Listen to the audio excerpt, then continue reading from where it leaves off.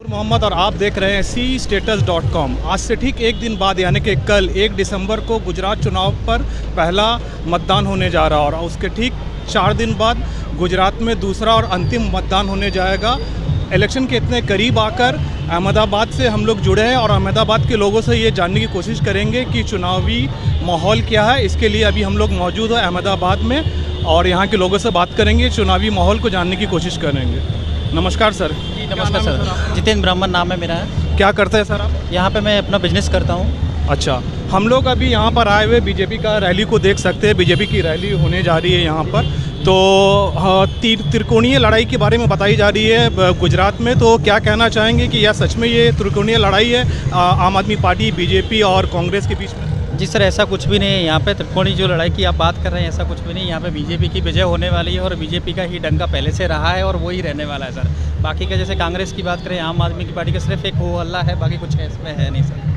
आम आदमी पार्टी की बात करें तो पहली बार ऐसा लग रहा है, इससे पहले तक जब भी देखा गया है चुनाव में कि बीजेपी वर्सेस कांग्रेस ही होते आई है, लेकिन इस बार आम आदमी पार्टी अपने मैनिफेस्टो को लेकर आई है। 3000 बेरोज़गारों को भत्ता दे रही है, युवाओं को, और महिलाओं को 1000 रुपया दे रही है, इलेक्ट्रिसिटी में संशोधन कर रही है। तो क्या इसका असर नहीं पड़ने वाला गुजरात के चुनाव पर? इसका कोई असर नहीं पड़ने वाला, क्योंकि गुजरात की जो जनता है वो जानती है कि मोदी जी ने या फिर बीजेपी ने यहाँ पे क्या किया है गुजरात के लिए, ऑलरेडी जानती है। ये सिर्फ एक चुनाव को लड़ने के लिए जीतने का प्रयास है, बाकी एक लोभन है लोगों के लिए, बाकी इससे कुछ होने वाला है नहीं, क्योंकि गुजरात की जनता जानती है और तरीके से क्या चाहिए।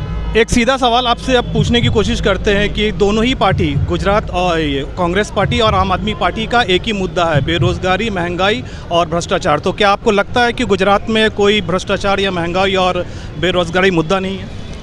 ऐसा कोई भी मुद्दा नहीं है। देखिए, जैसे कि अगर मैं पर्टिकुलर अपनी बात करूं, मैं यूपी से आया हूं और अगर रोज़गार यहां पे नहीं होता तो हम यूपी वगैरह से जो अपने राज्यों को छोड़कर यहां तक आए हैं, तो कहीं ना कहीं यहां पे बिजनेस भी है, धंधा भी ऑलरेडी पहले से है ही है, क्योंकि जो कर रहा है उसको कहीं ना कहीं बिजनेस मिल रहा है ऑलरेडी। और बीजेपी का सपोर्ट है, बीजेपी का है स्वरोजगार की तरफ उन्होंने हमें जो पहुंचाया है, प्रोत्साहित किया है, तो ये सबसे अच्छा बेनिफिट है। बाकी का कांग्रेस का ये सब मुद्दा है ज़रूर, लेकिन इसका कोई फ़ायदा नहीं है, क्योंकि यहाँ पर लोग जॉब भी है और रोज़गार भी है। स्वरोजगार की तरफ लोग अपने आप प्रसिद्ध कर रहे हैं, स्वरोजगार अपना खुद का कर ही रहे हैं लोग। अच्छा, 27 साल से बीजेपी गुजरात में राज कर रही है और अब मोदी जी भी दिल्ली में हैं, तो क्या सपोर्ट मिलता है गुजरात को दिल्ली से? इसके बारे में आप कुछ कहना चाहेंगे सर?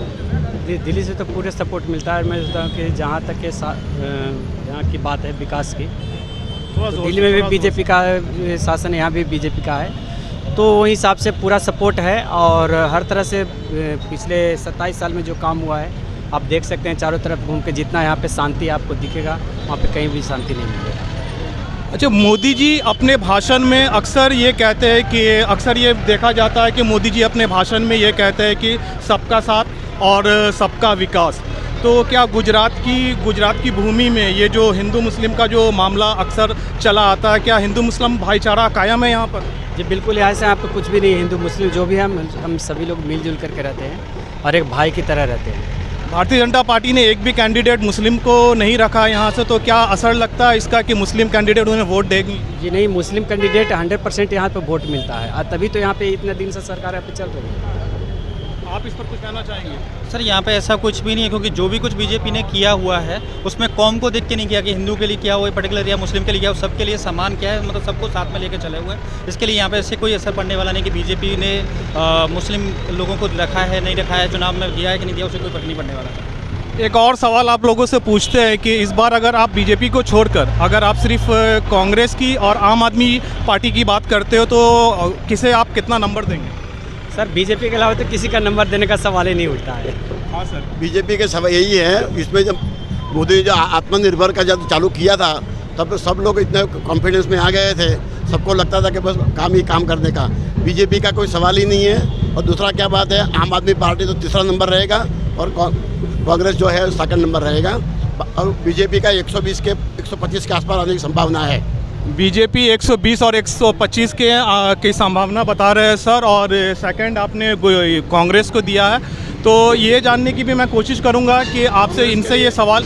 कांग्रेस के लिए 25 सीट की आवश्यकता है। लास्ट टाइम ऐसी सीट आई थी, लेकिन अभी जो जुआ है अलग चेंज हो गया है, क्योंकि वोट आम आदमी पार्टी आएगा, 10 से 15 सीट उसकी आएगी, ज़्यादा आने का सवाल ही नहीं है कोई। इनसे मैंने एक सवाल इससे पहले भी पूछा था कि गुजरात मतलब दिल्ली में हम मोदी जी रहते हैं और गुजरात में 27 साल से बीजेपी राज कर रही है, तो मोदी जी का क्या फ़ायदा मिलता है गुजरात की सरकार में ऐसा फ़ायदा मिलता है कि सरकार उसमें सब लोग गुजरात में सब लोग उसका यूज़ करते हैं। मतलब मोदी जी का विचार है, सब गुजरात वासियों सब उसमें यूज़ करते हैं। जैसे कि आत्मनिर्भर है, दूसरा सब और चीज़ है, उसमें यूज़ करके आगे बढ़ गया है सब लोग।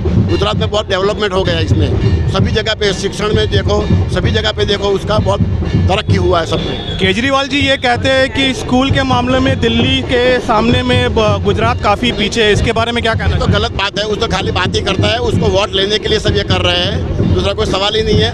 और बिजली की बात है, बिजली थोड़ा मफत, उसके घर की बिजली थोड़ी है, तो दे देंगे वो। गुजरात में वो नहीं चलेगा ऐसा कोई, उसका झाड़ू ही रहेगा, मतलब साफ ही हो जाएंगे। काफ़ी कुछ वादा किया है केजरीवाल ने देने के लिए, 3000 बेरोजगारों को भत्ता देने का वादा किया है और महिलाओं को 1000 रुपया देने का वादा किया है और साथ ही इलेक्ट्रिसिटी बिल में कटौती किया है। तो क्या आम जनता को इन फायदों का ज़रूरत नहीं है? जनता को कोई फायदा होने वाला नहीं, खाली बात ही है वोट उसको झड़पने के लिए सब कर रहे हैं, बाकी तो कोई सवाल ही नहीं। जो मोदी जी कर रहे हैं इसके हिसाब से चलेगा वही होएगा। बाकी जैसा वैक्सीन लगाने के टाइम पे भी उसने जो काम किया है वो सब लोग को मालूम है, इसके लिए सब भाजपा की सीट 120 के 25 जाने वाली है। फ्री की रेबरी का कोई असर नहीं होने वाला ना, कोई असर होने वाला नहीं है। जो बोलेगा वही आएगा, दूसरा कुछ नहीं आएगा, वही आने वाली है। आप लोग इस वक्त यहाँ पर इकट्ठा हुए हैं, बीजेपी का रैली है, कैसा लग रहा है? अभी लगे थे, देखो माहौल है, सब बहुत लोग इकट्ठे हो रहे हैं, इसके हिसाब से आप देखो तो पब्लिक कितनी बढ़ रही है, सभी जगह पे वही है नाम उसका। इस रैली में ये इस मंदिर के सामने पहली बार हम लोग आए, हम लोग कलकत्ता से आए इस रैली को कवर करने के लिए, तो क्या कहना चाहेंगे इस मंदिर के बारे में? मंदिर के बारे में, मंदिर में जो शंकर जी वाकई जो बोल रहे थे कि भाई मोदी जी जो है खाली वो राजकारण में उसमें मंदिर नहीं रहना चाहिए, लेकिन मोदी जी जो कर रहे हैं सब उसे डेवलपमेंट किया, इसके हिसाब से मंदिरों में भी गए हैं, जैसे कि अंबाजी में गए, पावागढ़ में गए, मोटेरा गए, सब जगह पे गए, सब डेवलपमेंट वाली बात किया है। और अभी सब लोग श्रद्धालु सब दर्शन करने के जा रहे हैं और बहुत डेवलपमेंट हो रहा है गुजरात में। कौन वीआईपी आने वाले हैं इस रैली में अभी? क्या बात? इस रैली में अभी कौन से वीआईपी आने वाले हैं? दूसरा वीआईपी में तो वही आएगा, दूसरा एक भाई वहाँ पे मतलब राजेश सोनी करके है, वो उसका खास आदमी है, जैसे कि वहाँ पे घाटलोड़िया में उसका प्रमुख है वो। तो आज से 5 दिन बाद आप लोग बीजेपी को जिताने के लिए वोट देने वाले? हाँ, बीजेपी आएगा। बीजेपी को दिखाएंगे। तो यहाँ पर एक माहौल जो भी हम लोगों ने अभी तक कवर किया है अहमदाबाद से, यहाँ का माहौल से ये पता चलता है कि हिंदू मुस्लिम में कोई भी तफरका जो सोशल मीडिया में दिखाया जाता है वो हकीकत में नहीं है। यहाँ पर हिंदू मुस्लिम मिलकर ही आगे बढ़ाते हैं। यहाँ पर कोई मुस्लिम जन भी है क्या? तो ये बहुत ही अच्छा माहौल जानने को मिला है और बीजेपी नंबर 1 यहाँ पर रहने वाली है। सी स्टेटस में अभी यहीं तक। आप लोग को हमारा ये वीडियो कैसा लगा, सब्सक्राइब हमारे चैनल को ज़रूर कीजिए।